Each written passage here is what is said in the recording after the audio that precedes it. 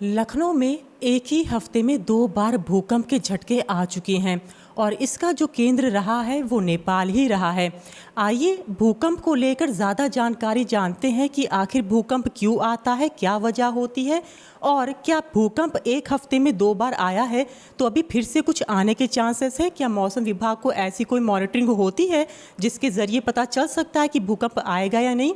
इसी के तहत आज हम आ गए हैं लखनऊ मौसम केंद्र में, जो कि एयरपोर्ट के अंदर ही बना हुआ है और यहाँ पे वरिष्ठ वैज्ञानिक हमारे साथ हैं मोहम्मद दानिश। इनसे जानते हैं।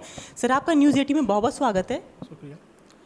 तो अगर हम भूकंप के बारे में बात करें तो लखनऊ में पिछले हफ्ते में 2 बार भूकंप आया। एक 6.4 का जो कि नेपाल में आया, थोड़ा महसूस हुआ। एक 5 पॉइंट समथिंग का आया जो महसूस किया गया। तो जैसे कि अगर कोई अगर रिक्टर स्केल 6.4 का अगर कोई भी अर्थक्वेक आता है तो उसके बाद ये संभावना होता है कि अगले 24 घंटे या 48 घंटे में आफ्टर शॉक की संभावना होता है। तो जिसके वजह जो दूसरा वाला आया है 5 दशमलव समथिंग का आया, उस और भी छोटे छोटे 3.1 3.5 के ऐसे आए।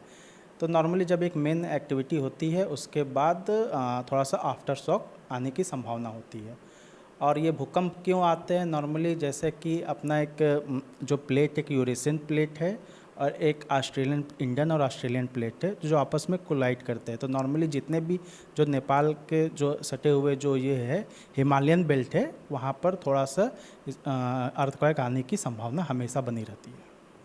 सर, जब क्योंकि कहते हैं कि जब वहाँ पे जैसे आपने बताया कि प्लेट्स आपस में टकराती हैं तो उसके कितने मिनट बाद ये वो प्रभावित होती हैं, मतलब हमारी कितनी देर बाद हमें भूकंप के झटके महसूस होते हैं। नहीं, देखिए, प्लेट हमेशा आपस में कोलाइड हो रहा है तो कभी कभी क्या होता है कि एक स्ट्रेस टाइप का बन जाता है जिसकी वजह से अर्थक्वेक आता है। तो अर्थक्वेक का जैसे कि हमारी मशीन तो लगी है अर्थक्वेक मेजर करने का, लेकिन अभी भी उसका कोई भी पूर्वानुमान अर्थक्वेक का जारी नहीं की जाती है, क्योंकि ऐसे अभी कोई टेक्निक नहीं हुआ है कि वो पहले से बता सके कि अर्थक्वेक कहाँ और कितने रिक्टर स्केल का आएगा।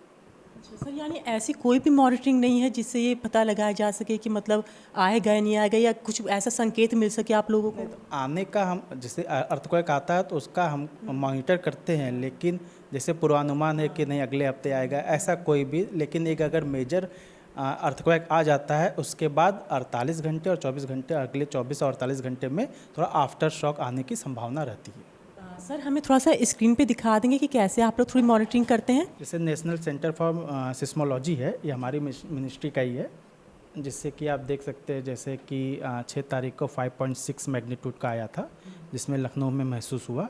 उसी तरीके से इससे पहले 6.4 का ही नेपाल में आया था। जो ये 2 झटके महसूस हुए उससे हमको ये लखनऊ में महसूस किया गया। उसकी जानकारी हमको यहाँ से इंटेंसिटी जो मैप है इसके थ्रू पता चल जाता है कि अपने लखनऊ में कितने मैग्नीट्यूड का फील किया गया। अभी ये मैप आ जाएगा जिसका देखिए 5.6 का मैग्नीट्यूड का है और डेप्थ 10 किलोमीटर में है। नेपाल में ये रियलाइज हुआ। जैसे ये हुआ तो जैसे लखनऊ है तो कहीं ना कहीं एक कुछ मैग्नीट्यूड का लखनऊ में महसूस हुआ। सर, मेरा एक और सवाल, हर बार नेपाल ही क्यों केंद्र होता है?